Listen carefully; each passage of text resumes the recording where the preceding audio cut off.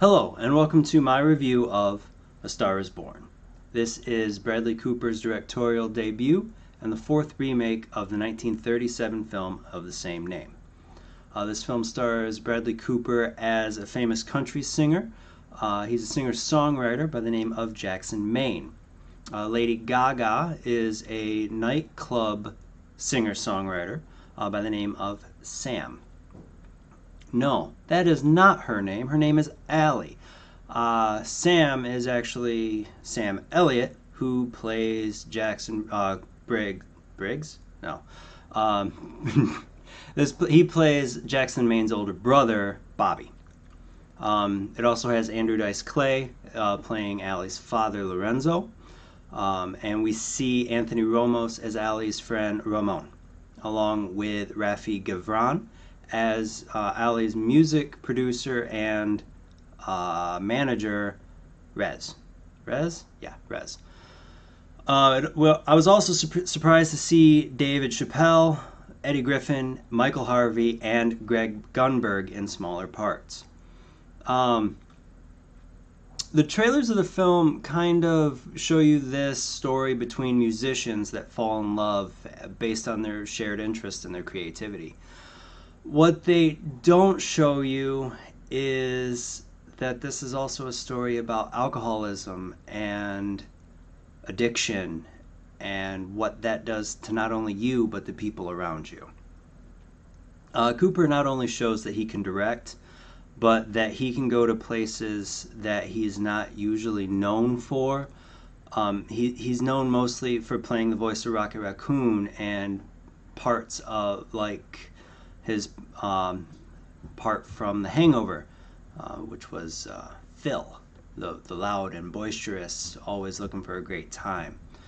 He goes out and he touches on what he did in Silver Linings Playbook and puts out an outstanding performance. If there is one downside to his performance, that was the accent that he put in his voice.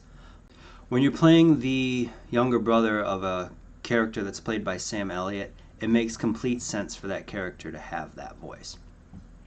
The standout of the film was actually Lady Gaga. While I expected her to be able to pull off the singing, which was actually the part I didn't expect from Bradley Cooper, who surprised me with his singing voice, it was Lady Gaga that I had expected to just nail that part. What I didn't expect was her to also be able to nail her acting. It was the highlight, and it just isn't fair how talented of a woman she is. And with what her character ends up going through, she was able to bring me along for the ride, and by the end of the film left me emotionally drained. I would be remiss if I didn't talk about Sam Elliott's performance as well. He didn't have a huge amount of screen time, but what he did was an important part of the film, and his performance felt meaningful and necessary. The final point in the film that really reached out and spoke, not only to me but to most of at least the viewing audience that I saw it with, it was the music. They showed a wide range of styles and genres, and the music just kind of hits you along more than you would expect it to. It features love songs and music that just touches your soul. It tugs on your heart, and then when you add the performance of Cooper and Lady Gaga, you're just left emotionally drained by the film. It is rated R for language and nudity, along with heavy alcohol and drug use. Subject matter and the nudity, I definitely wouldn't recommend it for the youngest of crowds.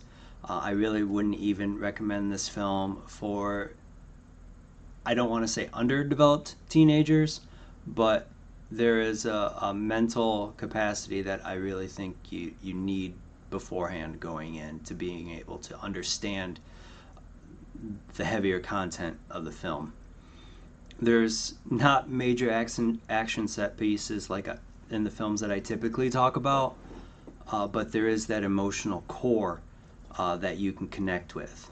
Um, and it's one that I feel most adults, all adults, needs to see this film and really understand what it's like to live with addiction and what that does to you and the people around you.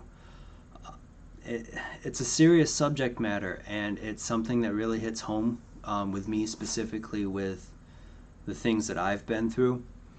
And from that standpoint, I really do hope that if this is something that's affecting you, that you reach out and you talk to someone, anyone, because it's being able to talk and feel and allow yourself to emote that helps the most. And we don't always have that person right next to us to talk to. So in the description, I have added the national hotline, the National Suicide Hotline, and the website for the Center of Addiction, so you can read and get a little bit more understanding on what addiction can do, and if you need help, that you can find help. You mean something to someone, even if you don't see it, and sometimes you just need help seeing that. But with that said, it's a film that needs to be seen, should be seen, and I do recommend that you see it. And until next time, hope you have a great night.